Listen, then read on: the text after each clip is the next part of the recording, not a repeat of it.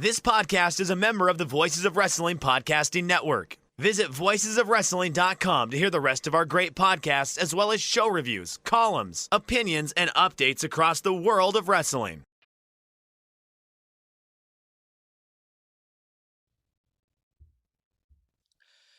Shake them ropes, back from vacation.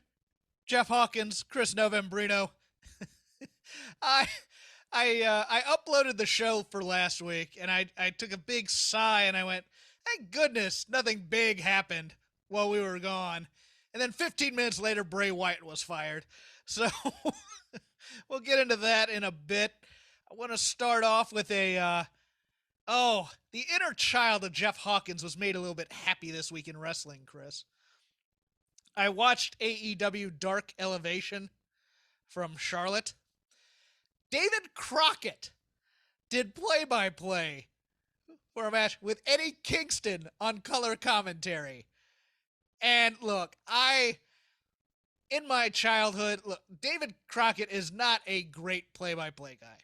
He is not. He is a great presence on wrestling and for wrestling, even though he hasn't done it in a while, because the thing about David Crockett was, you had your elder statesmen / people who were like your uncle, like Bob Caudle and Lance, Memphis guy. Lance, help me out here, Chris. Can you remember? Lance Russell.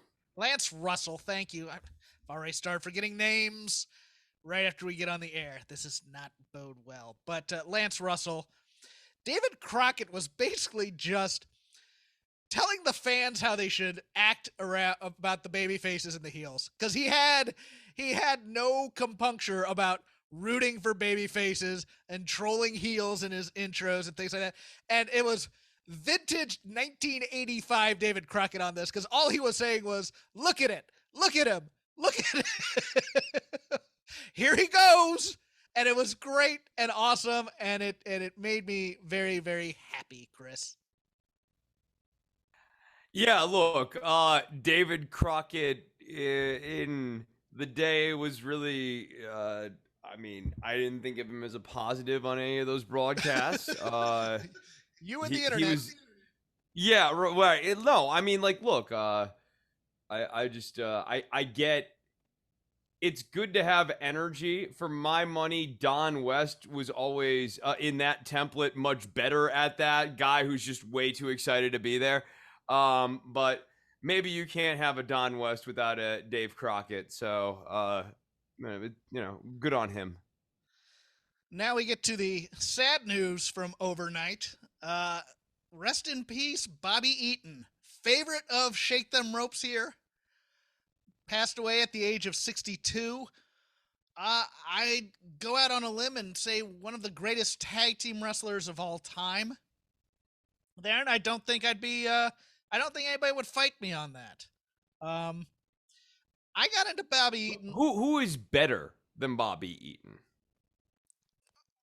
Arn may be on that list, because he had a number of tag teams that were good. There are guys that, it depends on how you view it. But I mean, in terms of just being the solid guy on a team, Ricky Morton, I think, yeah. Okay, that would be a fair comp. But like, I'll go one step further. I think Bobby Eaton's a better wrestler than Ricky Morton.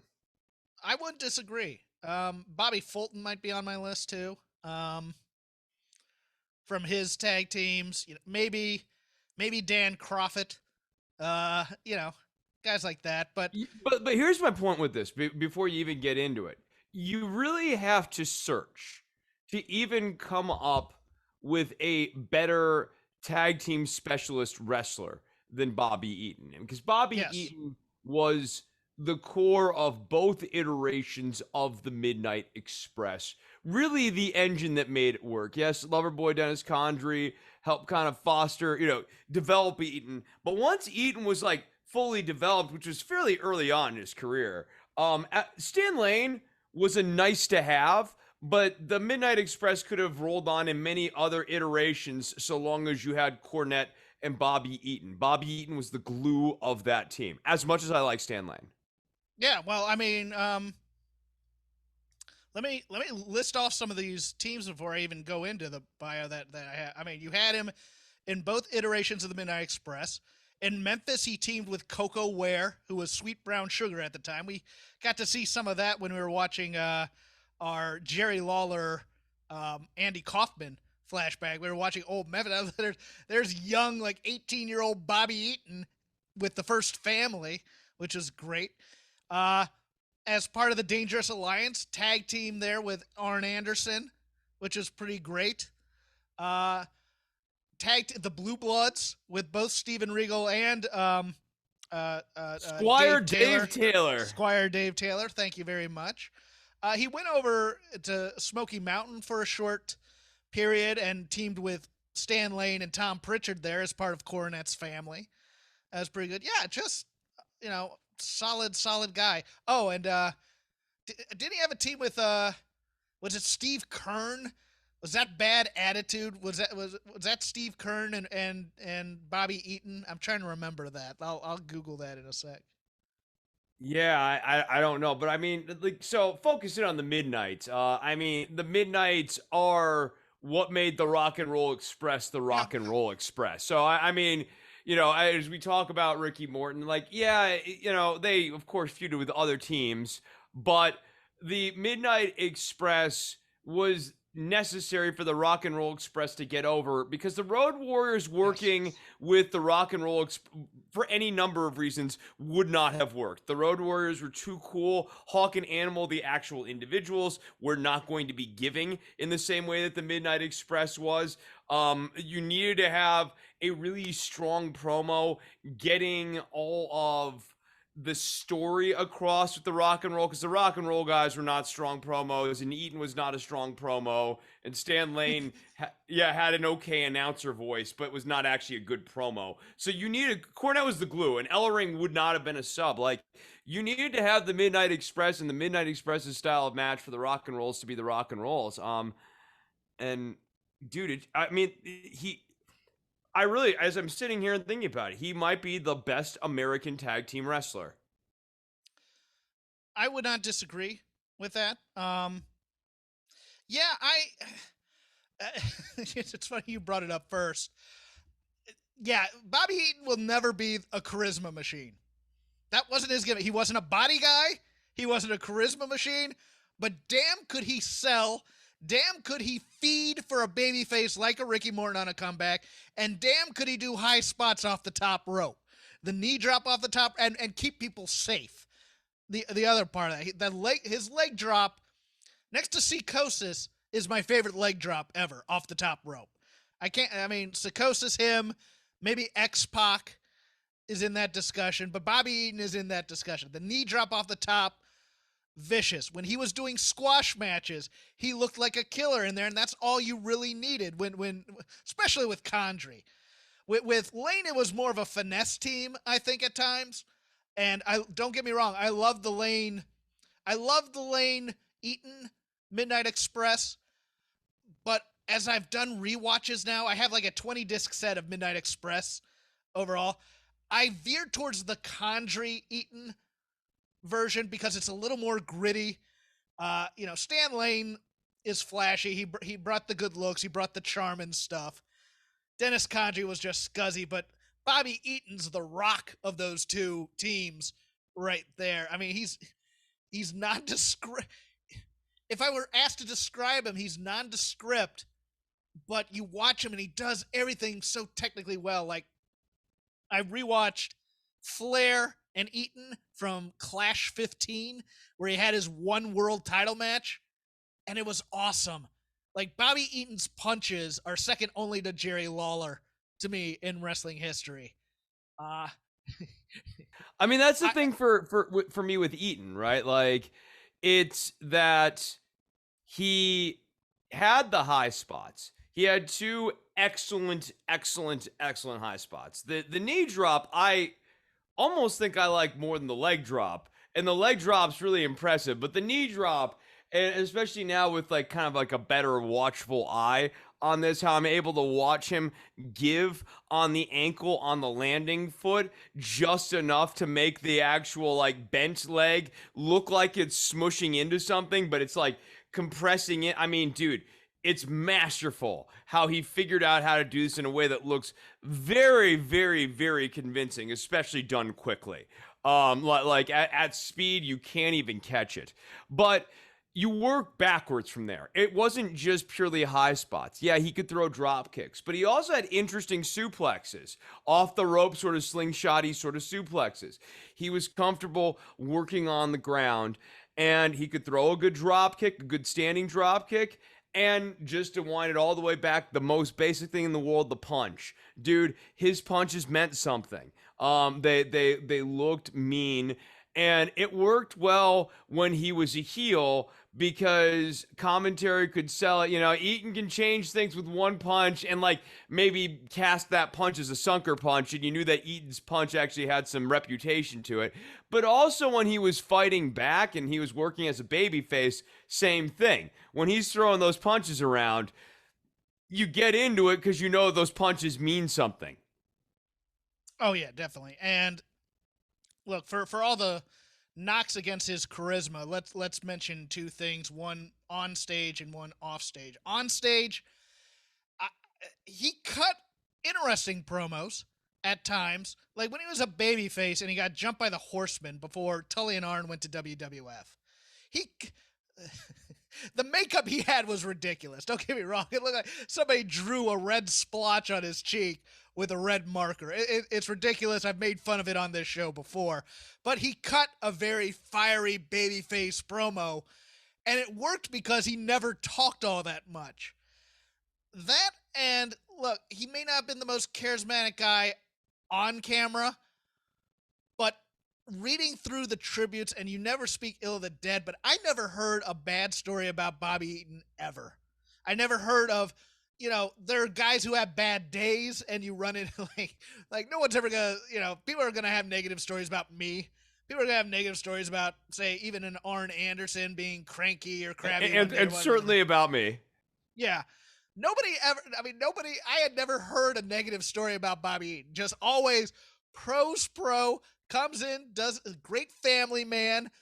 Never heard of him getting drunk and doing something stupid all that much. Just really kind of kept to himself and kind of shy, and I appreciate that. And the other thing I appreciate for me in my fandom growing up is he went everywhere because WCW would often loan him out or cut him because they didn't.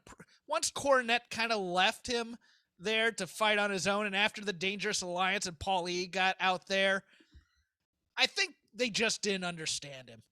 And this kind of goes into the charisma thing. Those Blue Blood sketches, he ain't the most charismatic fellow in the world, but those are fantastic because he ain't the most charismatic fellow in the world. He is uncouth. He is from Huntsville, Alabama. And you know, it's funny to juxtapose those to the Io Shirai and Zoe Stark, where comparatively, go and watch the Blue Blood. Those things are actually tasteful in comparison because, among other things, Regal looking down on culture is being done from this heelish thing, and Eaton's like earnest blue-bloodedness or whatever. I mean, they're funny in and of themselves, but yeah, they're fun to think on, especially in this moment.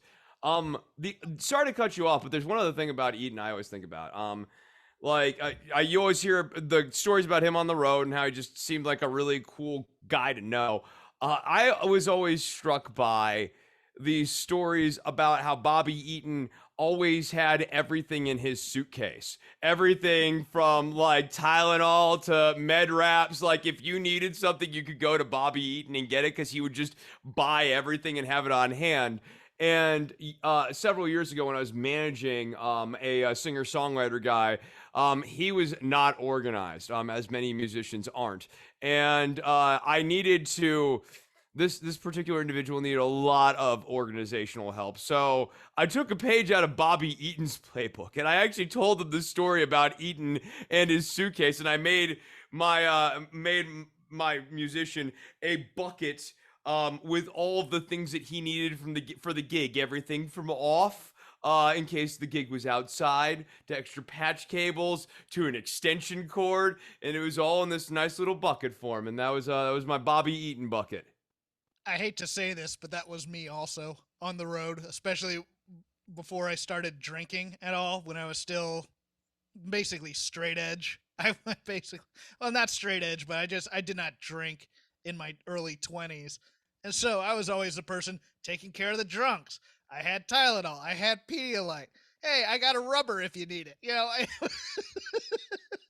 That was me, kind of being the den mother. But to the point I was going to make is, in my fandom, Eaton kind of appeared everywhere also. I mean, he was in WCW.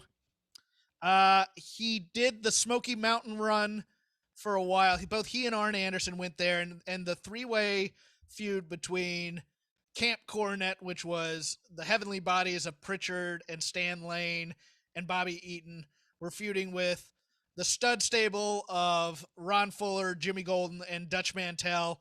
And then the Rock and Roll Express, in a great Southern angle, bring in their surprise partner, which is Arn Anderson. And Arn cut some great promos about Bobby in that program. Also, Arn and Bobby loaned out to ECW for one night due to the settlement from WCW using When Worlds Collide, which was originally an ECW package. By the way, your cat is in the pot. So you had a tag.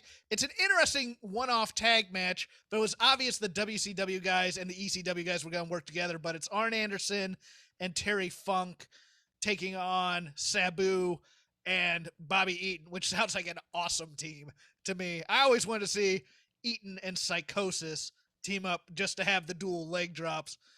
But as for matches to seek out, dude, anything the Midnights and the Rock and Roll Express or the Fantastics did is going to be awesome sauce. The singles match between Eaton and Flair at Clash 15 again. The cat just wants to be cooked. For those watching on the YouTube. Two separate pots he's in. Two separate pots, Hawkins. Not one, but two. I particularly like the Fantastics versus the Midnights from Clash 1. I think that's a great little match there. Let's see, other Midnight Express matches are Bobby Eaton match. Oh, the Eaton Anderson tag team versus any iteration of Steamboat, Dustin Rhodes, Barry Windham, those kinds of guys circa 91, 92. Pretty damn great. Yeah, if you got some time this weekend, you got the Peacock or you got the YouTube, look up some Midnight Express matches and just you basically enjoy. can't miss. Just to kind of build on Jeff, they're the obvious recommendations of go and watch some Midnight Express matches because they're so fun. And if you can watch like the builds to them with like Cornette really sort of like, just paving the way, like he's an important flavor with the Eaton thing. And those like singles matches and enhancement matches are a lot of fun. But the other thing I'd recommend is like what I used to do for fun back when I was working at NCI, which is I would just look up random Bobby Eaton matches. Like there's a match that Eaton has with Rey Mysterio in 1996 or so. The Nitro stuff, Yeah. I forgot all about. Yeah. But yeah, no, he's on those early Nitros in about 96. I think he may hang around the company until they close in 2000, but he's not doing a lot other than like Saturday nights.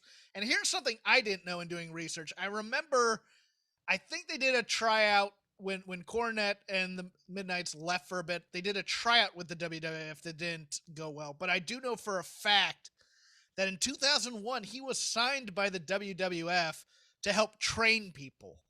And I remember I had forgotten all about that, but yeah, no, he was part of those early fun Nitros where it was just all the generations mixing and like the Meng and the Barbarian were like fighting the Rock and Roll Express one week, the Fantastics the next, and then like Ricky Morton and Bobby Fulton or Tommy Rogers in a joint tag team. It's a weird, those 96 Nitros before the NWO and Hogan this, Hogan that, Hogan are a lot of fun, especially those first hours. Yeah, I mean, I think for me, I really enjoy all the Saturday night offerings, not because they're like 5-star matches or whatever, but Eaton, among his other great things, we talked about like the diversity and the range of his moveset. This is not a 5 moves of doom guy. This is a Nope. guy who had like a complete 40-minute match in him. And he was really good because he's so giving, and I think because he spent so much time as like a heel, so having to give to the babyface, he's really good at reading the other person he's working with, so adapting to different styles. And like I mean, I think you'll just see it's a real treat to watch him adapt his Bobby Eaton style to whoever he's wrestling, and he does it so well. He does it as well as anyone. I mean, absolute Hall of Famer. Like I mean, like way to bring us back to what we started this convo with. If you're trying to come up with a better tag team wrestler who's like a tag team specialist, not a single star who was put into a tag team, right? Like, you know, like Ric Flair was in many tag teams. But you're basically hard pressed to come up with a better guy than Bobby Eaton. Also passing away this week, Jody Hamilton of the Assassins. Now, admittedly, Jody Hamilton's wrestling career was just ending in the NWA as I was starting. But I have now, because I've been on a Mid-South, old Mid-South, which I believe are on Peacock currently, kick, watching this guy do promos. And at first I didn't like them. But now I think he's one of the best promo guys I've ever seen. His promo style is very to the point. He always brought his gimmick into it, where I have to wear this mask, otherwise people won't book me, type of things, which I always found kind of cool. They were intelligent promos. That's what, especially when he's doing promos with Mr. Wrestling 2, who's also wearing a mask. And he's explaining why his reason for wearing a mask is better than Mr. Wrestling 2's wearing a mask type of thing. And you watch them and you go, oh man, he's great. Now look, he was out of shape by the time his career ended, and he was even more out of shape when they brought him back in as an agent slash manager circa 92, 93. If you're in your late 30s and above, you might remember him, that run in WCW. He was the manager of Pretty Wonderful, Paul Orndorff and Paul Roma, if you remember that. And yeah, Chris is digging in his brain to think about that. That didn't last long, did it? And it didn't end well either. No, it wasn't very good. I mean, he looked like he ate the other assassin at the point. He couldn't fit into his mask. Looked kind of bad, but he is very important to the history of wrestling in this respect, especially the Monday Night Wars. And I'll tell you why. His training facility is the one that eventually got turned into the power plant for WCW. And one of his key pupils was one Diamond Dallas Page, who is a success story in wrestling, no matter how you put it, especially at an advanced age. Also Goldberg, also, there was a lot of talent that came out of that power plant that was put onto Nitro, probably a little bit too quickly, but was very important in the Monday Night Wars. Also, connection just for real those quickly on the DDP thing, just to put the DDP success story into context. DDP and Bobby Eaton are approximately the same age. Yes. Yeah. So like, and as Bobby DDP is on his rise, Bobby Eaton is winding things up. So that's how improbable DDP success story is. And Bobby Eaton started wrestling because his dad was in the business at the age of 17 or 16 or 17. So he was wrestling a good 20 years before DDP, ever became an active performer. DDP was a manager in the late 80s in the AWA. And he had like a brief run as he was on WCW briefly in the early 90s. Jody Hamilton also reopened Deep South for WWE, so he was a trainer for that. And also, in case you didn't know, in case you're not that tuned into it, one Nick Patrick, the referee, real name Jody Hamilton Jr. He is the son, or Jody Hamilton Jr. Yeah, he is the son of the original assassin. So if you did not know that, I'm kind of a Nick Patrick fan. I gotta admit, in my heart of I, hearts. I just got so sick of those angles that like ruined my childhood. There was so much Nick Patrick angles on Yes, my TV yes, I back agree. when, yeah. Him and Charles Robinson were a bit much, and I'm starting. I'm waiting for the eventual Aubrey angle in AEW. But And yes, I'm sorry, heel Nick Patrick was not good. no, it wasn't. The heel ref was dreadful, but he did a lot with it. I mean, he was doing that. His performance was good. The booking was dreadful. So rest in peace. I'll grant that growing out the facial hair and being really, yeah, like the really scuzzy looking referee, like we got him, out back by the airport. The mask. He already had a mask for a while as the NWO ref, and it was obviously Nick Patrick. Everybody knew who that was. But rest in peace to both Bobby Eaton and Jody Hamilton. Speaking of AEW, kids, it's time. Chris and I been watching and waiting. 4th week in a row, they hit over 1 million viewers. While we were gone, the WWE had a Q2 call, and on that same day, I believe the United Center sold out in about 17 minutes for Rampage without having a card announced. But it's been very hinted at on AEW that one Charles Montgomery Punk, Chick Magnet Punk, old Mr. Phil Brooks, old Cranky Pants on Twitter himself, gonna be on this card in Chicago. The United Center is a big deal. The United Center is the first major arena that AEW has sold out. Don't get me wrong, they've gone to big cities, but they've always kind of gone to secondary arenas. When they ran here in Texas, they were in Garland. They weren't at the American Airlines Center. Correct. And when they were at Austin, they weren't at University of Texas. They were in some other arena in North Austin, I believe. When they came to LA, they were in Ontario. They weren't in Staples.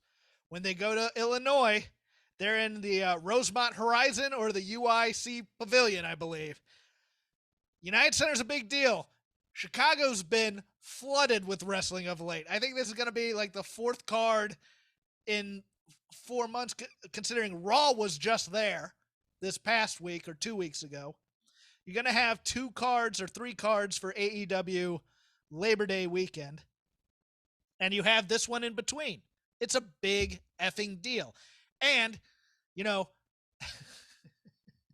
funny. Yeah, we don't view them as competition.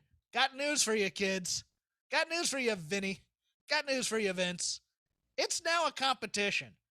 AEW is about to have 2 broadcast shows on major cable networks. They have 2 YouTube shows on networks. They are signing a lot of people, and they are going for broke here. I have concerns about the roster expansion in many ways because I don't know if their strategy is to oversaturate the market or oversaturate wrestling fans' time by saying you don't need to spend time with anything sports entertainment anymore. You can come here, get that much wrestling, and you don't necessarily have to watch it all. But I'm going to tell you something else. NXT was bad this week. It was terrible in many respects because it was pure sports entertainment with yellow ropes. The charm is gone. There are people with contracts coming up, and we'll get to that in a second as well. That could be game changers for AEW. Hell, Bryan Danielson and CM Punk are going to get people excited when they debut. They're going to get the mainstream media. It's a war now. And don't look now, but Dynamite is increasing in the 1849 demo. It's creeping up on Raw numbers. We're getting there. And the moment that they win a week, they're not going to be head-to-head. Don't get me wrong. They're never going to be head-to-head. But it's going to matter. And I don't see WWE doing anything other than killing the brand that had charm in NXT, both on the actual show and how they're using guys like Keith Lee and Karrion Kross and guys like that. But this doesn't feel like a hot product. It doesn't feel like they're building feuds. It feels like they're just going to kind of rest on, we're the brand. This is what people like. We have fans who like what they like. We're going to be McDonald's. We're just going to give the people what they expect out of a WWE product, and we're not going to shake anything out. Out of all that, Chris, I have ranted now. United Center, rosters, the Q2 call, anything you'd like to comment on? Absolutely. So, looking at the ratings numbers this week, once again, AEW breaking a million in a clear and decisive way. And 1 million, as you and I sat and talked, I don't know, 18 months ago, was always going to be the deciding line. Like, can this product get over a million viewers? It was important to me because if you're really going to say you're competing against Raw and not just competing against the head-to-head competition, which was NXT, which was an increasingly bad iteration of NXT, you needed to have something that showed that you were really blowing NXT out of the water. A million's important. AEW is now breaking that on a reliable basis. The demo stuff at that point now becomes increasingly relevant, even more relevant. Some people might say I was being underweighting it up till now, but I mean, I think now that you have a similar amount of sample and you can look at, okay, there are 2 million shares, how much of the coveted demo is in each million share? We're now talking about like meaningful differences. It's not just percentages, it's literally tens of thousands of people that make up a difference in terms of advertisement. In terms of momentum, AEW continues to gain in ratings while Raw continues to arc in the wrong direction. That momentum is bad. And as we've been watching this new foray into live events and everything like that, it's particularly in June and July here, there might be some headwinds because of what is happening with the pandemic coming up in fall. And if things needed to shut back down again, like if they needed to stop action, let's say sometime at the end of September, that would be not good for WWE because WWE has not been lighting the world on fire with hot angles. The shows that they've been running have been very by the numbers. People aren't excited. AEW will have gained momentum during, let's call this wrestling season. And if we had to shut back down into off season again, it would be a slow attritional bleed away from WWE and a slow continual gain by AEW. That is only going to ramp up further when CM Punk and Bryan Danielson are back and doing big angles. In terms of concerns, I share some concerns about the roster expansion because to me the most obvious answer here of how do you optimize the roster at this point, it's to get some of these vice presidents out of the main event to clear way for the big new acquisitions of CM Punk and Daniel Bryan. I'd be trying to move as much of this show through those guys, Darby Allin, and Adam Page as I possibly could. I might even try to book like a super angle where those 4 guys have to go up against the Elite. But I would be trying to reorient this roster around your 2 big signees, because you got the vice presidents. The vice presidents are the vice presidents, and they really, there at this point, need to be in a caretaker status. I'd get the belt off Omega. If you're going to get that onto Adam Page, get it onto Adam Page. If you want to put it on a Punk and have Punk turn heel on Adam Page, that could be really fun. There's any number of different angles here, but I'd be trying to get the story to move through them. In terms of, I just keep going back to what is the reason one would keep watching WWE if they weren't like a reviewer of WWE right now? What angle would be keeping me in on this? Would it be the Drew McIntyre angle? Do I really care about Bobby Lashley and Bill Goldberg, who is just here? Like, I'm not into Bobby Lashley because he's a heel. Also, he's like not that interesting. I'm sorry. Go ahead. You're looking at this wrong though, Chris. Just a little bit, because people who watch WWE are not wrestling fans. The people who like WWE like the WWE style. They like the goofy sketches. They like sitting in the crowd and singing along with, the New Age Outlaws or The Rock or Enzo and Cass and doing the catchphrases. It's an interactive experience more than it's about the wrestling a lot of times. But I think it's still enough about the wrestling for enough of the fans that WWE's Raw could settle in at 900,000. I mean, I think, look, within 52 weeks, we see Raw under 1 million. I think, Yeah. and I think you will find real quickly how many of these wrestling fans are actually wrestling fans who've been watching WWE versus WWE fans who are just pure WWE fans. And I mean, look, do I think there will still be the loyal WWE for lifers, the guy holding up the sign, and all that sort of stuff? Absolutely. Hold on, the people in my mentions from time to time when I go after them, you don't see this. Oh, I've had them jumping down my throat this week, Chris. Why? Is it me? Me again? No. I forget the comment I made, but it was just I made a comment about some WWE guy goes, the real difference between the two companies is that Tony Khan is just using his daddy's money. Vince is a self-made man. Vince McMahon Jr. The first photo in the intro to WWE is his old man. And you're telling me that he's a Horatio Alger type, Mr. Rags to Riches. Shut up. Tell me more about the 1980s, Mr. Historian. I could not believe that, but I think he has to do something. I think he has to, and you can say it's a different point of view, but this has been the same show for 25 years now.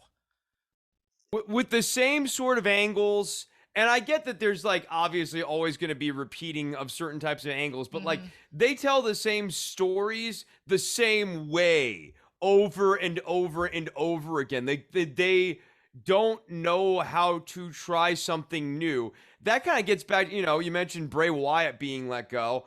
I mean, Bray Wyatt's a fine example of this. Now, not everything Bray Wyatt has ever pitched or done has been genius stuff, but it's very obvious. In the middle of the last decade, Bray Wyatt was trying to pitch stories involving who the Wyatt family was, who Sister Abigail was, that there might be a reveal of who that Sister Abigail was, what the Wyatt family's relationship with Sister Abigail was going to be.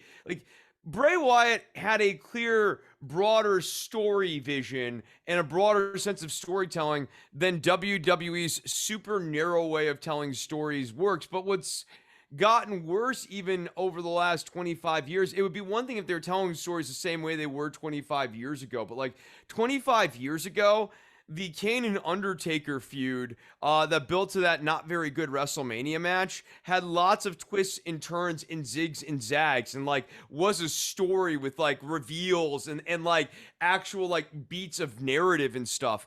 And now nothing in WWE gets a 4-month treatment. There is no actual 16 weeks of storytelling sort of thing. Look at Sasha Banks' return on SmackDown. She comes back, and in one beat, we have Bianca Belair seeing Sasha Banks. Sasha's there. She's a little too happy. Bianca experiences trepidation. We don't even get a week to let that marinate before the betrayal. That is a microcosm of WWE storytelling now. In the past, in the 1990s or in the late 80s, you would have gotten that over 4 weeks. Now it's condensed into 1 week. The pay-per-view angles for WrestleMania that should be 16 weeks are condensed down into 4 weeks in a build up to WrestleMania.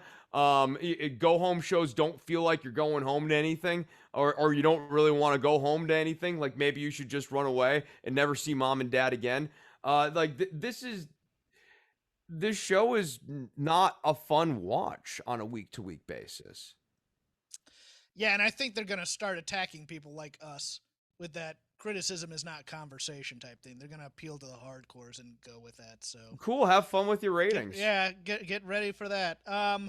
Speaking of which, you just mentioned, yes, Bray Wyatt let go by the WWE last week. Now, I haven't asked anybody about this. He's obviously making a lot of money. Don't get me wrong. You can say, okay, the PR was that it was budget reasons. He was making a lot of money. He's in the main event feud. That's fine. He also moves a crap ton of merchandise. People love them some Fiend and Bray Wyatt merchandise because some of it looks actually cool or wearable outside of a wrestling context. Like, say, at a rock club, if you wore something like that Mask Fiend shirt, it would fit in mostly, somewhat, maybe. I don't know. Chris is giving me weird looks. I don't know what he's telling me. No, I'm nodding along. I mean, because Okay. like the first thing I'm immediately thinking of is I would never let this guy go because if the other company picks him up and gets the licensing rights to his merchandise and he gets to make cool, not WWE logoed merchandise, that stuff's gonna sell like hotcakes. Like you're just giving away a real cash cow. Whether or not you, the listener, have a real urgent need to see another Bray Wyatt match, people love the merch. And I think in the right storyline, like if he came back with Malachi Black or if he was in a feud with Darby Allin and Sting, I mean, like any number of different things in that AEW universe, those t-shirts are gonna sell. It might have been the ledger that it did him in. I'm going to recklessly speculate a little. I might get in a little bit of trouble here, Chris. I think Vince McMahon lost faith in Bray Wyatt when he took the mental health break after the death of his friend. I'm trying to remember his real name because I keep Brody Lee? Brody Lee, yes. I think the mental health break. Look, Vince is a guy that doesn't like softness. He's not a guy that's into that thing for his manly men and his manly. I was gonna say Luke Harper. That's what I was meaning to say. But yeah, I think that partially it could be a Nick Khan budget decision. Don't get me wrong. It could be the other thing. I'm just gonna recklessly speculate that a guy that moves that much merchandise, you're not looking at the ledger necessarily. You're not looking at, man, how much is this costing us if he's bringing in that much in merch. And it would be like cutting one of the New Day. That isn't Xavier Woods. Let's put it that way. I actually think cutting Xavier Woods would be a mistake. I do too, but it's more of a shock if it's Big E or Kofi. That's what I meant. In terms of what they bring to the table. So I have an alternate theory. Okay. But I let me hit you with it. I think that Vince tried out the Fiend stuff with Alexa Bliss, and it's scratching some sort of itch for him in a way that the Bray Wyatt stuff never did, and he was like, well, damn it, why don't we just give the whole thing to her? Like, we don't need Bray Wyatt. And I bet you, here's the other thing, though. Alexa in this Fiend iteration's actually moving a decent amount of merchandise. I that is my suspicion, but that's also backed up a little bit from my firsthand experience of just seeing people at Raw. The little girls are buying the Lily and Alexa Bliss merchandise. They do like Alexa. No, that is a great theory as well. And I'll tell you something. If the Yes chant had ported over to Alberto Del Rio or Big Show, Daniel Bryan would have been gone from the company a long time ago, probably. So that's also there for the reckless speculation. For more reckless speculation, where does he end up? Or where would you like him to end up? AEW, sure, it's a possibility. I would like him to rebrand himself completely. I would love for him, maybe Rowan, maybe even Braun Strowman, just become a Haas stable that goes from territory to territory, maybe ending up in All Japan and kicking a little ass there and being kind of a little hardcore Stan Hansen types. I'd love that. I'd love them to appear in, like, they do 6 months of Ring of Honor, they do 6 months in the NWA, and then they appear in AEW as a faction after having already made the rounds. Maybe even 6 months in Impact too. Just build who they are now as a kind of a crew and just have them be your new Abdullah the Butcher, mercenary type stable. They're brought in by a manager to take out somebody type of thing. We don't need to keep them long. We're going to have enough free agents now where we can cycle people in and out and everybody's going to get paid. So I'm digging that. I, it's weird because I'm very nervous because I don't know how much outside of WWE system knowledge Bray has. He's the son of Mike Rotundo. Let me put it this way, kids. Mike Rotundo being in the WWE saved him because he was a charisma vacuum. He was always a great wrestler. Varsity Club, Mike Rotundo was great. Every other Mike Rotundo was boring as hell. If you ever watched him try and do promos. If you watch him do babyface promos in 1981 or even after the Varsity Club, he is dull as dirt. And there's something about veterans and when you're in that WWE system for so long that you think that is because you've watched it work for so long. You don't know any other way. And my fear is, look, Cody hasn't quite gotten out of the WWE style yet. He's close. He's done some things outside of the box, but he's implemented the WWE style into that. My fear is Bray doesn't expand his horizons now and is kind of set in them. That's my fear. So what I guess I want to see Bray in AEW just because I want to continue to watch.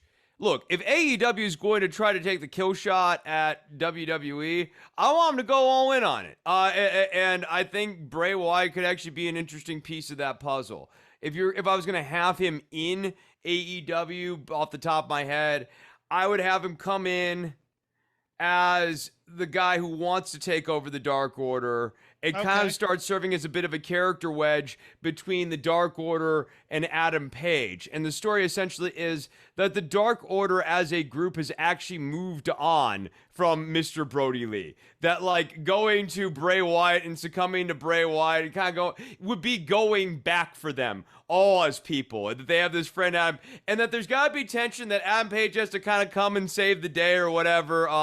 But like that would sort of be my story there. Making the Dark Order dark again. Yes, yeah, he's trying to make him dark. Yeah, make him dark again. But I would have it not take in this case. You know what? I'm fine with that. That's a perfectly logical story. I'm interested. Seems kind of like a cool dude. Seems like a creative guy. So I'm rooting for him. And also, I root for him because of that crappy Husky Harris stuff that he had to go through at first, where it's like they give him a fat gimmick right off the bat. And so that makes me angry as hell. And they were doing fat jokes throughout the Bray Wyatt thing. Dude got in shape under that sweater. If you look, I mean, he is built now. So I'm looking forward to that. Other releases from WWE, Ric Flair now on the market. Friend of Tony Khan. Do we want him in AEW? I don't.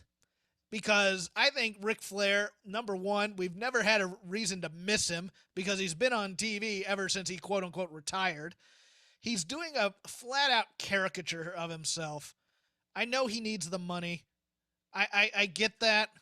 But it's sad watching those Car Shield commercials with 70-something Ric Flair in the robes he wore 30 years ago, as opposed to being a dignified representative of the professional wrestling business.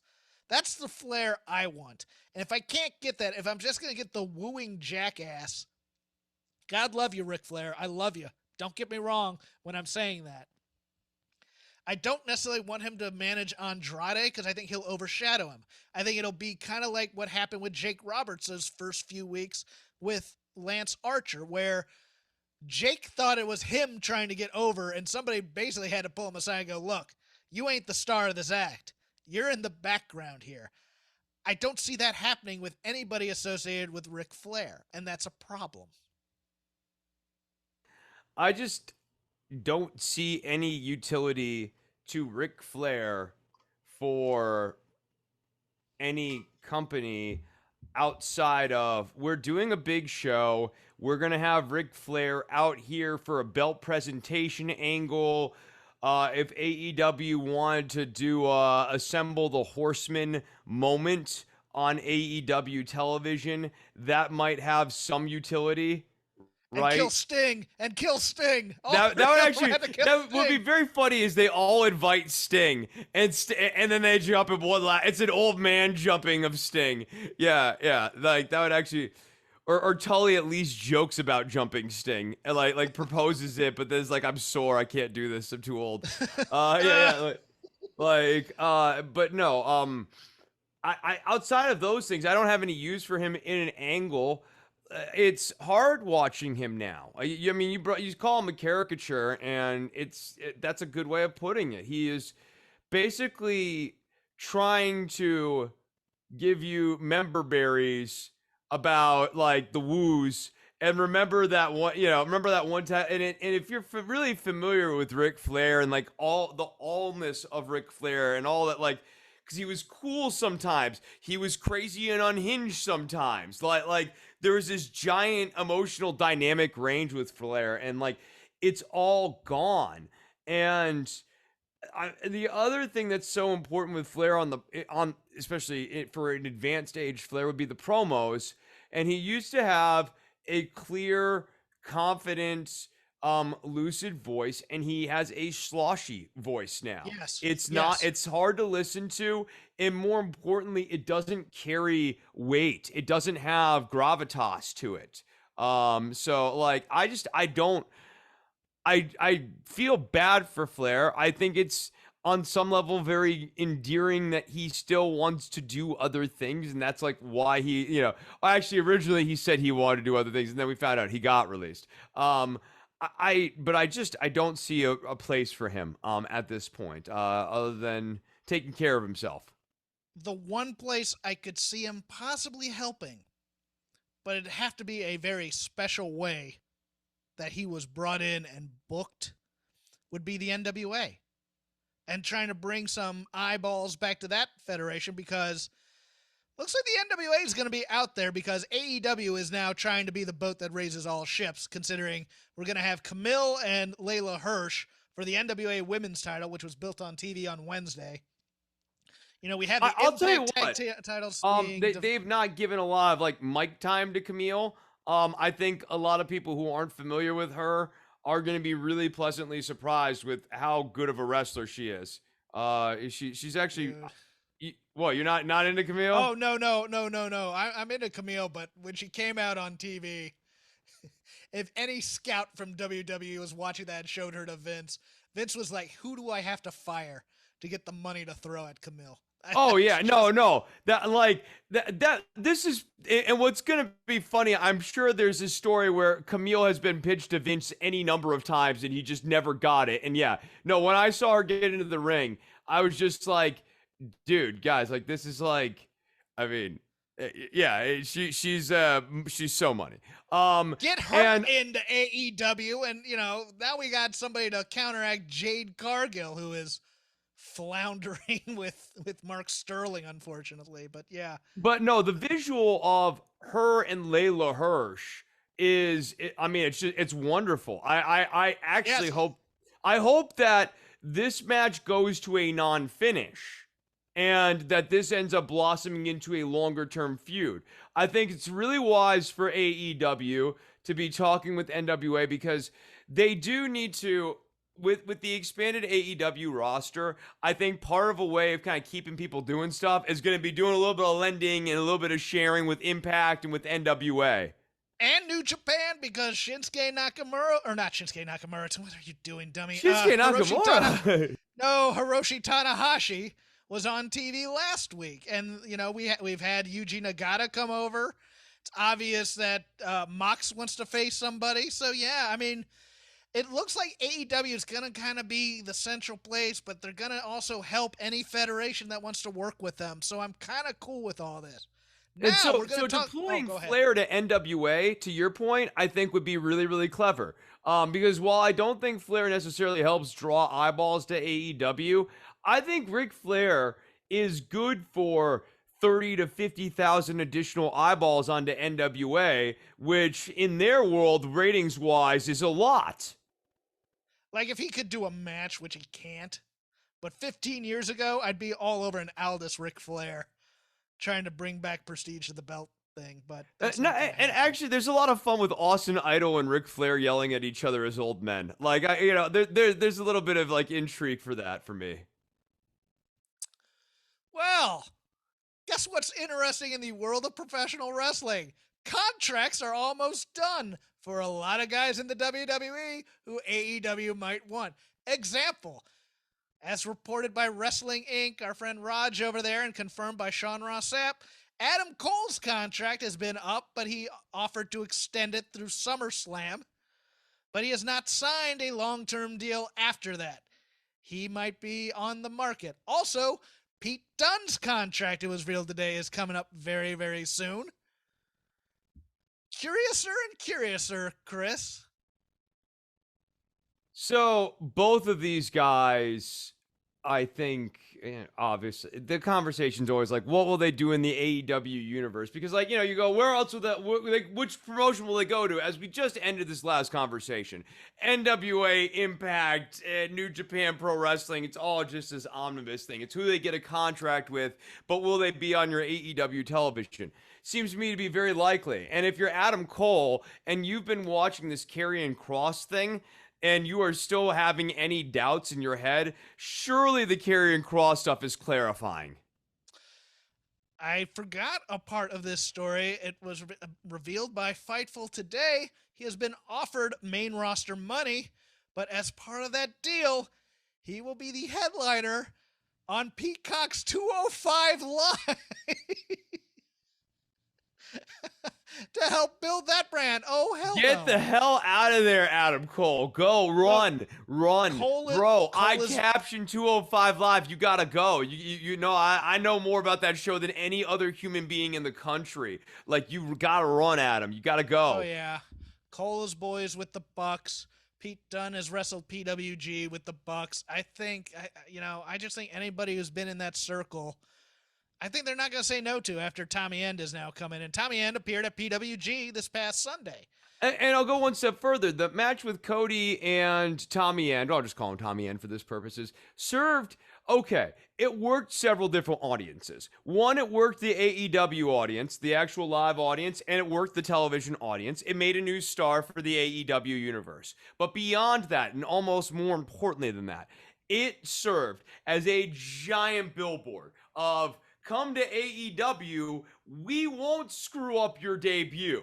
Like, you saw what they did to Aleister Black on the main roster. Look what we did with Malachi Black on our main roster. And if you're Adam Cole, clarifying moment, I mean, you don't even, when you're watching Malachi Black, you don't even have to think about Karrion Kross to basically be able to mentally juxtapose Karrion Kross and Aleister Black or Malachi Black. I mean, I just don't know why Dunne or Cole would stay. They've done everything they possibly could in NXT. Being on 205 Live stinks. And on the main roster, we see the toilet bowl sort of swirling booking patterns that were on here. Like, they're never going to be featured. Go and ask Rick O'Shea if you're not sure about that. AEW news, Ruby Soho, the former Ruby Riott, rumored to have signed with AEW and possibly debuting at All Out as the wild card in the Women's Battle Royal that's going to start. I think that's a pretty good place for her, and she can spread out from there. Our favorite knuckleheads, Chris, 2.0, the former Ever Rise Rules, showing up on good old Dynamite this week, doing their thing, being the knuckleheads that they are, cutting knucklehead promos on social media. I absolutely adored this match. The 6-man on the thing, and the kid with them, name. Oh, Daniel Garcia. No, no. Great. He's great. got it. I enjoyed the little dumb moment with Sting and Rise. I thought just for Darby to come out and kill a fool. You need these knuckleheads in wrestling, and I love these guys. These guys are going to thrive in AEW. They are a perfect. Stay. What? If they're allowed to stay, if they get signed, it looks like people like them. They're going to be on next week as well, backing up Daniel Garcia. If they're allowed to sign, I think they thrive on a dark elevation where they're not on the main show every week, but they can cut promos and do whatever they're going to do and build up No, a no, resume. absolutely. Being on the second tier show would be perfect for them because on a second tier show they can be in the middle of the card. I think that'll give them a real chance to connect with the audience. They'll have a really strong niche fan base. I think no, they're gonna, if they can stay, I think they will thrive. They're just endlessly entertaining. Like they know how to. They know how to work, and they seem really energized to be there. Like, they seem really stoked. The shouting at Eddie Kingston. I mean, just being loud and obnoxious is enough to get love from that crowd, I think. I am so proud of them. I love them to death. I do. I just want them to make millions because they've been around for so long, and it's obvious from talking to, like, Grant Akuma and a couple other guys on Twitter that these guys have been around forever and have been just looking for a chance, and now they're going to get it, I think. I think they're going to finally be able to blossom a little bit, even if it's under the radar. They don't have to be main eventers, but just be able to make some money and have a lot of people see them do their thing. I am I mean, think about this. Like, them doing the bits with Dark Order, right? Like these guys interacting with the Dark Order guys is going to be funny as hell. Yes. Yeah, I'm here for that. The Rampage broadcast team was announced for the Friday night show. It's the scene from Naked Gun with like the 12 broadcasters in there, but 4 broadcasters, possibly Excalibur moving away from Dynamite, which I think is a bad move. But yes, Excalibur, Mark Henry, Taz, and I hate that guy, Chris Jericho. In all his Chris Jericho-ness. Any thoughts on this Rampage broadcast team, Chris? Oh my God! Can we try again? Can this be like poker, where I'm allowed to keep one card and put 3 back into the pile and then draw out again? And maybe only draw a couple cards back and just take my chances and hope I get like 3 of a kind. This is not a commentary booth I'm excited about. Jericho, at best, will be a non-entity. Like that there'll be so many different people in the booth talking that Jericho won't get a word in edgewise. At worst, he's going to be obnoxious, and him and Taz aren't going to shut up, or they're going to get sidetracked and start laughing about this or that. I have real concerns that the action's not going to get called.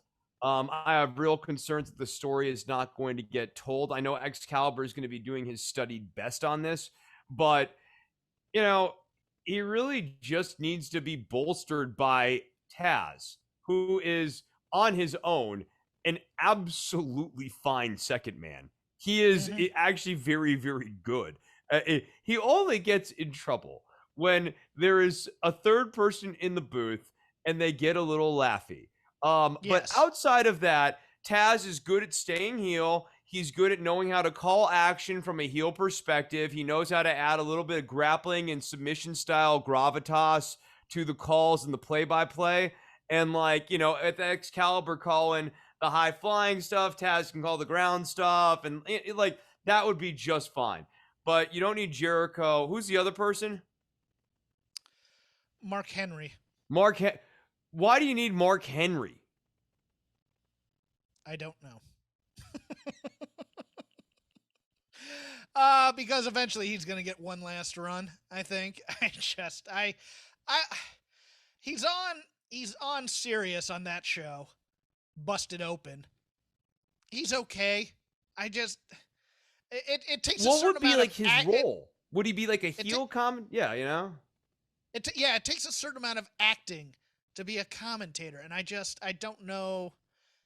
We'll see. I mean, Paul White surprised me, so maybe no. Mark But Henry to your will point, too. like a commentary team is sort of like an improv troupe in a way. Yes, it's an improv troupe with sort of like designated roles in a way, like because you have bullet points in like. Here we go. Let's put Excalibur in 2.0 on commentary for the No, show. I'm for real. Like I actually almost said that when you first brought this up. Like, could we just do Excalibur in 2.0? Or yes. Yeah, no, like, because I would that would actually be better to me. Is like those two guys just sort of like chiming in as the heels, and like, yeah, like they're may occasionally have a match or whatever, but like, like that's their job, is that they work, and yeah, as the They're the heel. best. They're the best improv tag team I've ever seen in terms of working with each other on promo. So yeah. Okay. So we got uh we got the week that was +1. Let's circle back to the one story that's kind of made the news a little bit, and then just go on a kind of a lazy river of stuff that happened this week and close it out because we've spent a lot of time on the news already. Uh, so Nick Gage brings out a pizza cutter during his match with Chris Jericho last Wednesday. As we go to picture in picture, what should be the primary ad that's going to run at that time? Yes, you guessed it, Domino's Pizza. And then this third tier quote unquote news site leaks a story about asking for Domino's for a response. And to me, this screams WWE looking to plant a story to try and get them, or WWE fans trying to leak it to get a story. And I'm here to tell you, if it was the fan base that did it or WWE that did it, hypocrisy knows no bounds, because on SmackDown that Friday, the company that courts Snickers and Progressive Insurance are doing missionary sex jokes on the air, and physician heal thyself if you're pushing this family friendly crap. Well, but beyond that, Jeff, I mean, a wise man once said, complaining isn't conversation.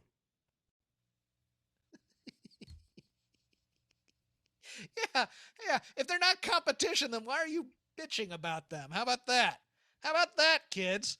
Yeah, do your thing. Okay, people who are competition to you, if you're confident in yourself and you're confident in your product or whatever the hell you want, you don't care what the other guy is doing. You're just out there being excellent. The wolf does not have any opinion on the emotions of the sheep. Okay, I botched that cliche, but I don't care. I'm going with it. I read this and it's like it was some weird like front row media type thing that I'd never heard of, trying to push this story, and I'm going, I mean, this is Brad Shepard territory to me. This is just some dude who wants to make a name for himself pushing a story, but it was obvious somebody was trying to plant it somewhere because it was pitched to different people apparently. So it just screams dirty pool from the WWE, which has done this type of thing before, but there were no Domino's ads this week. It was all Little Caesars. Let's put it this way. I mean, when the Nexus angle happened, and Daniel Bryan, whatever you want to call him, was caught choking Justin Roberts on camera with a tie, people went to Snickers and said, "How do you support this kind of stuff?" And Snickers threatened to drop them for a while, and that's why Daniel Bryan was released for a while after that first Nexus breakdown. They've also complained to Snickers about the Mae Young Classic type thing, or what was it? It was originally called something else. That there was a women's tournament or a women's battle royal. Oh, it was named after Moolah, and they went after her because of her dealings with quote unquote prostitution and things. They went after her to the sponsors. If it's you guys doing it, mind your own business. If it's the companies doing it, be better. That's my opinion. Sticking to it, Chris. Yeah, my thought on this is I think it ends up, if it is in fact that they've lost this sponsor, this serves as a bit of a learning moment for AEW, who is flying high right now, but could, without being careful, do something that undermines all their future success, or like undermine, you can shoot yourself in the foot. And a blood spot, when especially like this sort of match, was a very sort of extreme choice in a climate where people are still going to live events in masks. There's a certain safety angle thing that I think AEW does need to be mindful of for the performers and also the people attending these live events. Because while I don't think it's necessarily the highest of high likelihoods, they're still going to be running these live events, and there is always the potential that one of these large assemblages of people serves as a super spreader event. And AEW needs to make sure that if that does happen, they are able to point at X, Y, Z, A1, A2, A3 of all of these different safety measures that they took kind of in anticipation of that, rather than look like they were maybe being reckless and flat footed at a time. You don't want to get the vibe that people get. What? Like a sloppy shop type of thing? Yeah, like a sloppy shop. I mean, or even like, I mean, you start to see the way people are processing Lollapalooza now, right? Like the way yeah, and you don't, I mean, you might have an event that feels good at the time, and then 3 or 4 weeks later kind of has like a less good vibe about it. And AEW does need to be mindful of those sorts of things. And, you know, another thing is that as they are becoming a higher profile product, and getting into 1 million plus people, the question needs to be asked, do they need to keep doing the blood and gutsy sort of matches? And is the blood and gutsy sort of matches worth the squeeze here?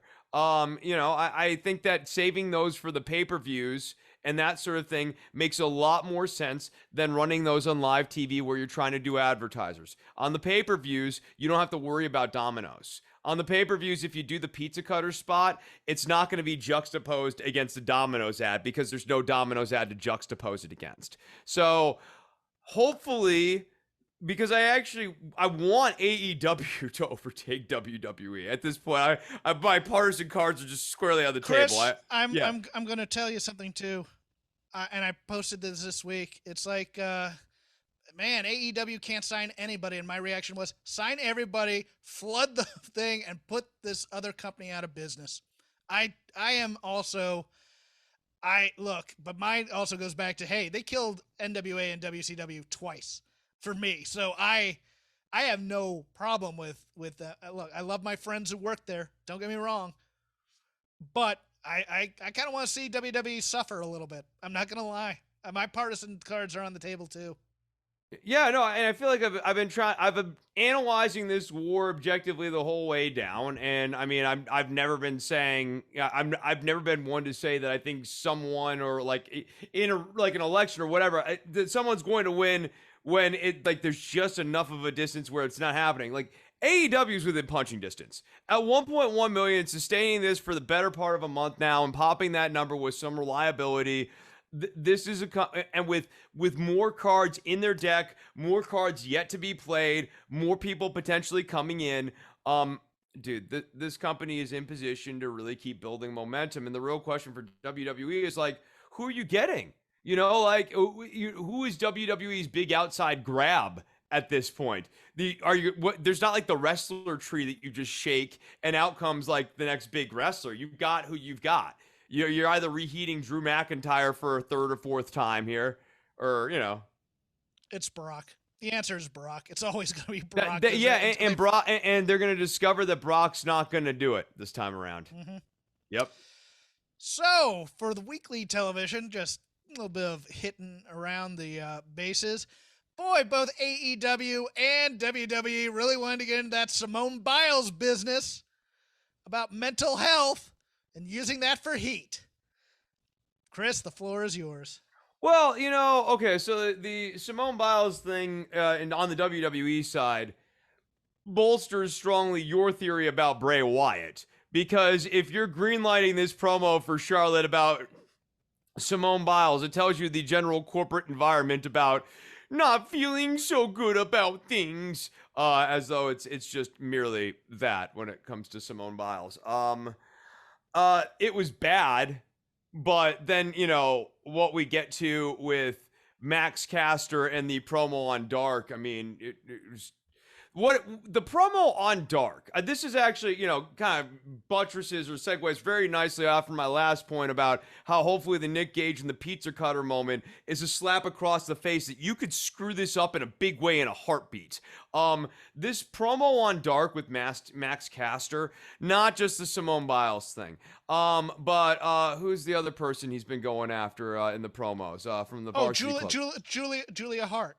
Yeah, Julia Hart. I mean, there are any number of problematic lines in this, and this is a pre-taped show. So, I remember how the wrestling community was processing the Jim Cornette commentary moment on NWA television months ago, and I want you to remember those emotions and recalibrate how you now feel about the AEW thing. And this should serve as another treatment of five across the eyes of Tony Khan, who seems to be processing it with some degree of seriousness here, that if you have something like this and you want to be the top show in television, buddy, and you run a problematic Simone Biles program or promo, you could get the media treatment on this. I don't know if you've watched cable news these days, but they don't necessarily always put things into the best context or fully tell the whole story on stuff. They focus in on one little cliplet and they beat it into the ground. And if they grabbed onto this Max Caster thing and gave it the August, we're bored and there's not a lot to talk about in the news right now, what is going on with problematic wrestling treatment for 2.5 weeks, it could do a number on the booming numbers for AEW. So this should be yet another five across the eyes thing. I've liked Max Caster in the past. I think that he's got talent. I think he is good on the microphone. I even think these slightly edgy promos have a place, but someone needs to be checking these, and clearly he can't be left to his own devices. I don't know, like, Boomer Jeff knows about cheap heat, and he just kind of, I get that people are mad and things like that, and I kind of agree with them. For me, I want to bring this to you, Chris, because this is something I've been trying to think about, because with this, and even with, like, the Miz's cheap hometown sports team type of heat types of thing, I think wrestlers need to get back to healing on the performer they are in a feud with versus trying to get the crowd to heal on them necessarily. And I think that's become a bit of a lost art. I think it's now, because we're in these arenas with full houses, it's like, well, I'm going to make all these people hate me for saying something that offends them, as opposed to hating me for saying something bad about this opponent that I'm in a feud with right now in my promos. No, I like this point, and I kind of build off of it. I mean, I think if you want to critique Caster's rap promos, part of the issue, especially as of late, is he landed a few good topical jokes, whether they were about Andrew Cuomo or Rudy Giuliani, or whatever the news of the day was, and he started going, oh, that's where the money is. I need to come up with more of these little topical Dennis Miller style zingers and seed those into my raps on the way down to the ring. When really what needs to be happening more with the raps on the way down to the ring is Caster needs to be telling a story of some sort. There needs to be a story that binds what is happening in the match, what his motivation is going into this match, why he is here. It's an opportunity for him to insert additional beats of dialogue that are at a premium on a wrestling show. So while the topical lines, maybe having one of them per promo is good to pop the audience or be an attention grabber at the beginning of it, after you get it as an attention grabber, it needs to that should be like the second stanza or whatever. It needs to refocus in as to what Max is doing in the ring and who he's going up against tonight.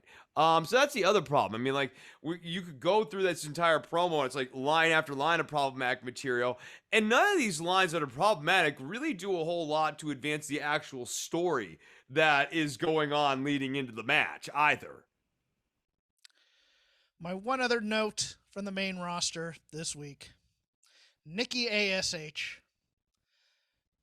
This is terrible. She's being made to look foolish. She's getting banana peel wins. She's a superhero who's hitting people with a chair. They're taking this title off of her at SummerSlam, I think. Or she's getting a banana peel finish and she's going to lose to Alexa. I don't, it's one of those two. I mean, are we going to yank the title from her at SummerSlam and give it to Rhea or Charlotte and she takes the fall? Or are we going to have her lose to Alexa? But overall, this superhero thing, she's almost a superhero, but she's not almost super powered. She's getting killed every week, and you're just like, Well, this is okay, how but you build having up your women's superpowers is champion? binary, Jeff. I'm sorry. If you're almost a superhero, that means you have none powers. You have to be a superhero to have superpowers. So she's very close to that. And maybe at SummerSlam, she actually switches to Nikki SH and like kills Rhea and Charlotte with her brain lasers.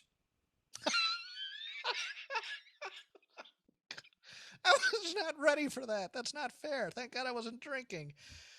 I'm here for brain lasers in wrestling. It's pure. That would be pure WWE. I mean, that would just be. I mean, after all the Well, Fiend no, and that would stuff, be perfect for the match with Alexa. So Alexa's got the doll, but Nikki's using her brain lasers at the doll to kill the doll. Like, I mean, this is WWE stuff. This is the wrestling fans love this. I know this. So Nikki ASH, to your point, I mean, it's cheesy. I think that it maybe has a little bit of connection with the younger kids, maybe in the live audiences, but like the adults basically across the board don't like it, and they're not even enjoying it enough to courteously cheer for it, really. Like they they're not gonna boo it outright, but when you saw the CM Punk promos flare up, like, wasn't one of them for Nikki ASH? Didn't they get one of the Punk promos? Or the Punk chants. yes. So I mean, yeah. that tells you that to me is not we want CM Punk. That's we're bored. People are saying CM Punk because we're bored. Yeah, and that's adults. I think kids could get behind this, but nobody wants to root for a superhero who doesn't kick ass. Nobody.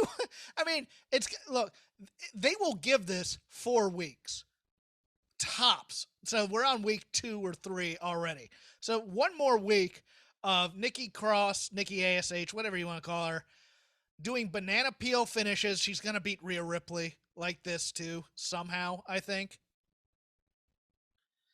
But kids eventually want to see progress in our superhero, our almost a superhero. And so you have to get rid of the A eventually. I agree there. I just don't know how long they're going to say that. WWE doesn't do progress in their characters. They don't. Once you're a character, you are that character, and you do not grow necessarily until you become a different character of sorts. So I don't think we're getting the quote-unquote hero's journey, for lack of a better term, with Nikki ASH here. I think we're just going to get, she tries hard, and she wants to be a good role model for the kids. And that's going to be it. And I mean, the other problem, too, is the making Rhea Ripley cool again project is happening concurrently with Nikki ASH. So if you are a fan watching this show and you're looking at the women's side of the Raw ledger, who is a cooler, more relatable babyface? Nikki ASH, a grown woman who thinks that she's almost a superhero because she's wearing a butterfly mask, or Rhea Ripley, who looks like, she goes to metal shows and might like bands you like, or at least know bands that you like. Yeah, at least be cool in the zeitgeist type of thing, Yeah, I want to just go on and finish. And so NXT, they'll go with the weaker of my 2 points, and then we're going to finish strong here, I think, of ranting. Because we are going to rant about this last thing, Chris. You have already given a bit of a teaser for it. But first, so the main event is Love Her or Lose Her.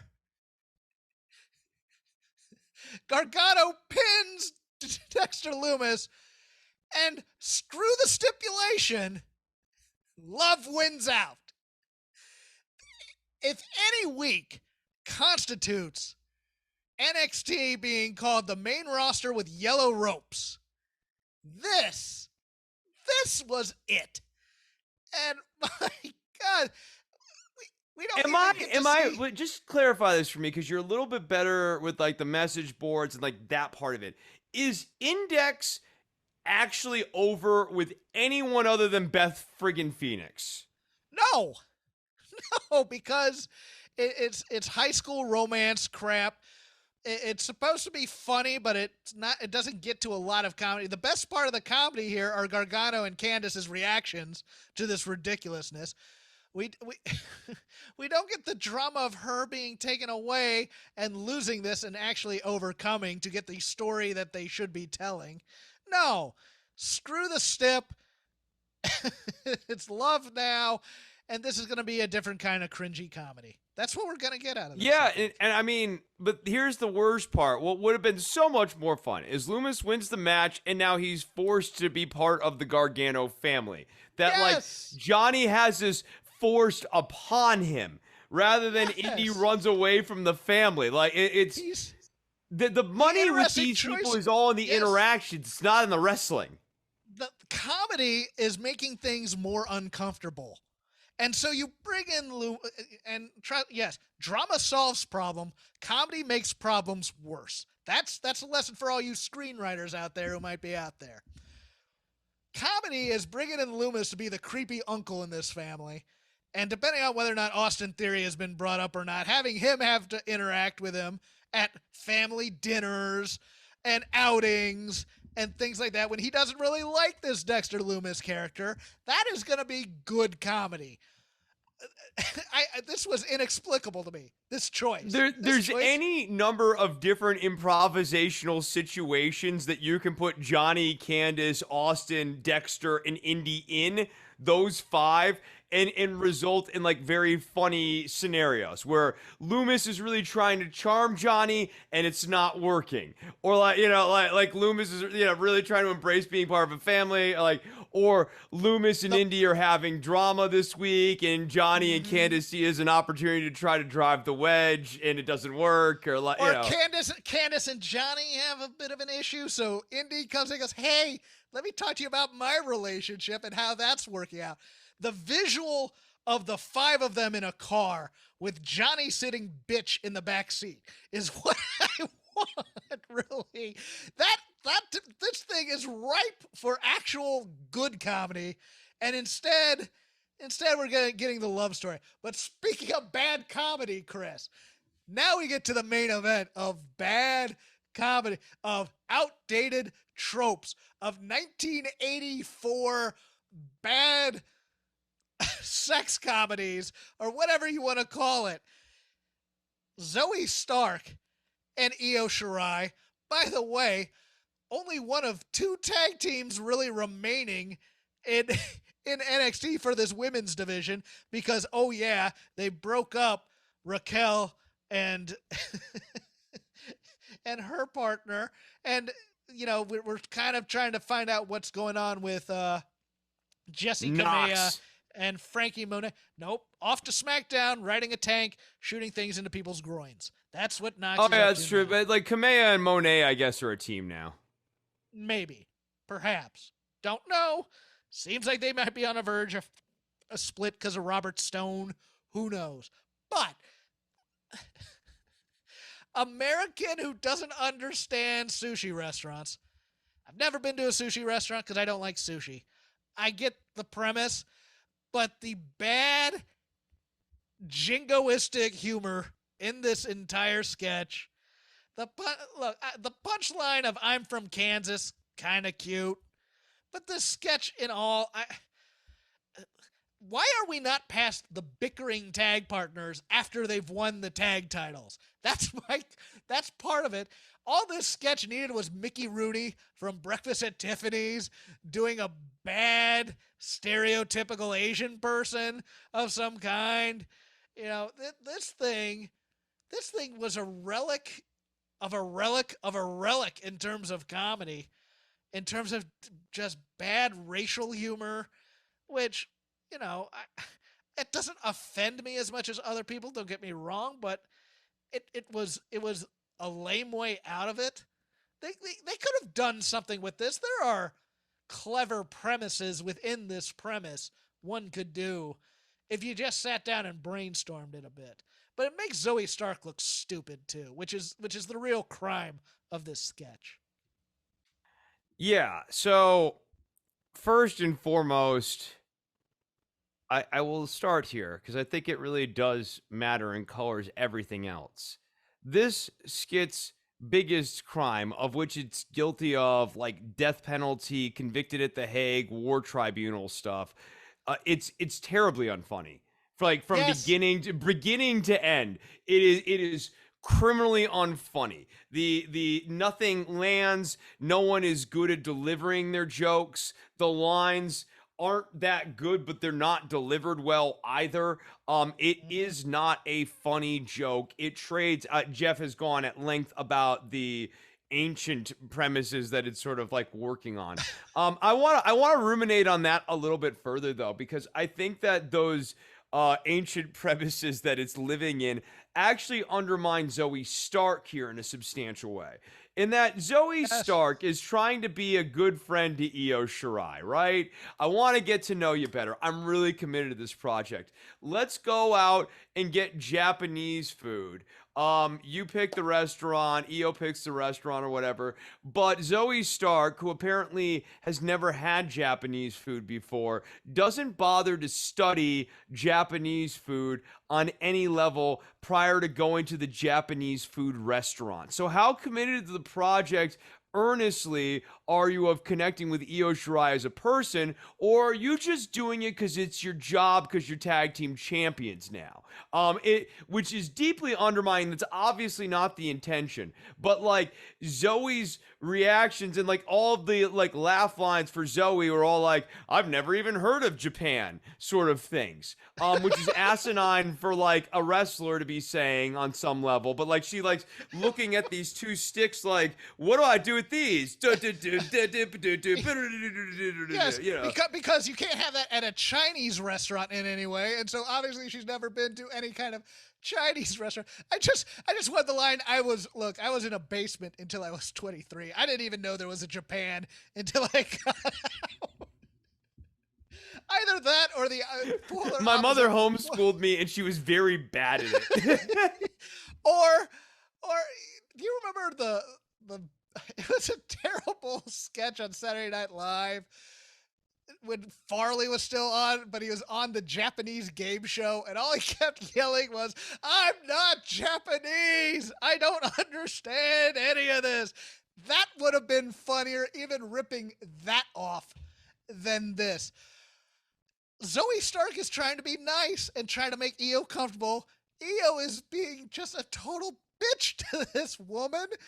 And, you know, it's almost or another way of reading this, though, Jeff, is she's actually reading the situation right in that, like, this is a classic Pandering? gaijin, white person trying to be cool, but hasn't actually, like, done any of the real homework. You know what I mean? Like, if you're gonna go to the Japanese restaurant with the Japanese person, like, look at, like, what a menu is before you go there. You know what I mean? So that you don't look like an absolute total ass. Like if you're really worried about the chopsticks thing, work on your chopsticks technique at home before you go out. But like if this overture of friendship is really a serious thing, I don't know, like Io's standoffishness to me actually read as appropriate, but it shouldn't have. So on that point, I'm with you. Here's how you resolve this in a way. Next week, Io offers to take Zoe to an American restaurant, but Io gets dressed up in the worst cowboy getup ever. And they go to a steakhouse or something, and she's just doing the worst Texas accent ever. This is what you Americans do, right? She tries to get the porterhouse with chopsticks next week. Yes.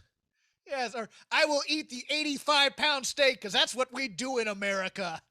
The only way to work this out at this point is to just bend this to both of them are idiots when it comes to food. That they're both actually equally as stupid when it comes to like food items. I don't know. Even the interaction between Io and the waitress, I was just like, okay, these are stiff. I didn't like the whole, we're all best. You know, like I actually thought the whole language, it was either Io being a jerk and using this person as a prop, or I don't think that's how it was being written. It was just being done as like, well, of course, two Japanese speakers will immediately have a super close bond because they both speak Japanese. You think we're friends because we can speak the other language? What's your problem, Zoe? You could turn that on them and just, you'd really, I don't know, you got to make things worse, but this was not making things worse for comedy's sake because nobody wants to see Zoe Stark have issues with Io Shirai. They are tag team champions and they are both baby faces. And she is probably your hottest woman in your division in terms of wins, losses, and momentum. Why the hell would you want to make her look stupid? So that's another part of comedy is we want to see the people get their comeuppance. This is punching down in a lot of ways. Zoe Stark is not high society. She doesn't have some air of foo-foo-ness in her. If you made it good-natured misunderstanding, it'd be a lot more funny and charming, and we'd like the team. But this is just mean-spiritedness. They're not bonding, and no. I mean, like, I get the whole thing of like it's tough for them to bond, but like, here's another way of handling the waitress, right? Like, so Io and the waitress have an exchange in Japanese. It seems like they're friendly. Afterwards, Zoe goes, "Oh, are you guys friends?" And Io goes, "No, she's actually kind of annoying." Like that. Like essentially, Io reveals that like she had a rather unpleasant interaction. Io's just a jerk. Io's just a jerk to everybody, kind of thing. But this is the type of thing that ends up being resolved in, oh, it's a bar fight, and the two then respect each other. You know, in the action movie where you have, you know, the person who does things by the book being teamed with the great soldiers and the prisoners are together in the bar to bond before they go overseas to kill Nazis and stuff. But, oh, there's lumberjacks locals who don't like them. This is actually the Devil's Brigade, so I'm quoting that. And so they all bond after months of tension of training by beating up these local lumberjacks and stuff. And that's going to happen with Io. The problem is we don't need to see them bond and overcome adversity because, hey, they're already the tag team champions. What are we doing here, guys? This is cutting them off at the knees as champions, in my opinion, too, which is a even bigger crime. Yeah, no, I'm with you on that. I really, if anything, they really need to be past this part of it, and like they should be bonding over. At minimum, they should have a bond over wrestling, and where we should always start at. Bond over wrestling. Zoe tries to expand this bond into friendship and other things, and if it doesn't work, they at least can retreat back to they've got this wrestling bond that ties them together. They're professionally courteous to one another. They don't have to be best buddies. They don't have to hang out. They don't have. I mean, you can counteract them with Casey and Lacey or whatever her name is now. I always forget it. You know that, but you know the Munchkin Land tag team that's never going to win the titles in NXT, you know, who are always hugging and we're so supportive. It's just those two. And we finish each other's sentences. Yeah, you just Io and Zoe look at him and goes, "You two are both gross." And I hate you so much, but yeah, it's going to do it for us. We've ranted enough. You can follow me at CrapGame13. You can follow Chris at DWATG. If you just want to follow the show, it is at Shake Them Ropes, all one word. We are part of the Voices of Wrestling Network. You can watch us on their YouTube channel. If you want to see our reactions to each other, if you want to see Chris's cats try and cook each other on his stove during the thing. Chris also has a Patreon where he does political commentary called Don't Worry About the Government. He's going to plug it for you at this time. Yeah, Don't Worry About the Government. You can find it on don'tworry.tv at patreon.com/DWATG to watch it. You know, we mentioned earlier in the show the unfortunate split screen involving Domino's Pizza and AEW, but there was another equally unfortunate split screen this week tied into the news where Andrew Cuomo is on one screen and on the other screen is a Google ad that says trying to find a new career. Pitching him. So that was a good little moment. We'll be talking about Governor Cuomo's issues along with other governors' woes, as it was, on the next episode of Don't Worry About the Government. So go and check that out. Don'tworry.tv. I'm at DWATG if you want to go and follow me on Twitter. And possibly next week, a little special audio after the show. I will, for those, because people have asked me these questions, I will review the Suicide Squad movie for all of you.